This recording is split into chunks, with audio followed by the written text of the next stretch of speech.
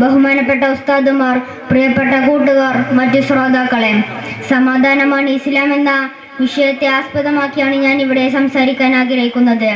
മനുഷ്യകുലത്തിന് സൃഷ്ടാവ് നിർദ്ദേശിച്ച ജീവിതരേഖയാണ് ഇസ്ലാം. ഏതു കാലങ്ങളെയും അതിജയിക്കുന്ന ആദർശമാണത്. ഏതു സാഹചര്യത്തിലും വിശുദ്ധമായ വിശ്വാസത്തെ മുറുകെ പിടിച്ച് ജീവിക്കാനും മാനവികമായ അതിൻ്റെ മൂല്യങ്ങളെ പ്രതിഫലിപ്പിക്കാനും നമുക്ക് കഴിയണം. പ്രവാചക പാഠങ്ങളെ അക്ഷരപ്രതി അനുഷ്ഠിക്കാനും തിരിച്ചര്യകളോട് ഓരം പറ്റി ജീവിക്കുകയും ചെയ്യുമ്പോൾ മാത്രമേ ഏതൊരാൾക്കും ഇസ്ലാമിനോട്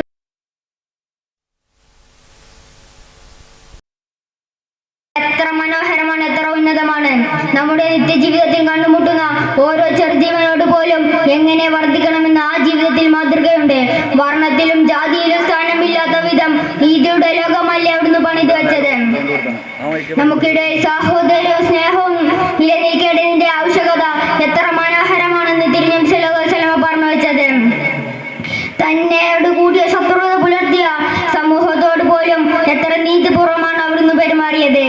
അങ്ങനെ ഒരു പ്രവാചകന്റെ മതവും ആദർശവും എങ്ങനെ സമാധാനമില്ലാതാകും? അക്കാരണമായി ഒരു ജീവനെയും നോവിക്കരുതെന്ന് പറഞ്ഞ ദർശനത്തെ ആർക്കാണ് തീവ്രവാദത്തിന്റെയും ഭീകരവാദത്തിന്റെയും ചാപ്പയടിച്ച് തളച്ചിടാനാവുക? പ്രിയപ്പെട്ടവരെ, നമുക്ക് ഒന്നുറപ്പിച്ച് പറയാൻ സാധിക്കും, ഇസ്ലാമിനോളം മാനവിക മൂല്യങ്ങൾ, സമാധാന സങ്കല്പങ്ങൾ ഉൾക്കൊള്ളുന്ന മറ്റൊരു പ്രത്യയശാസ്ത്രവും ഇക്കാലം വരെ ഉണ്ടായിട്ടില്ല, ഇനി ഉണ്ടാവുകയുമില്ല. കാരണം അതിന്റെ അടിത്തറ ദൈവികമാണ്.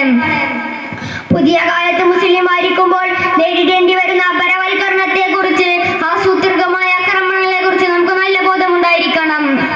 ഒരു യഥാർത്ഥ വിശ്വാസി എന്നാൽ ആരാണ്?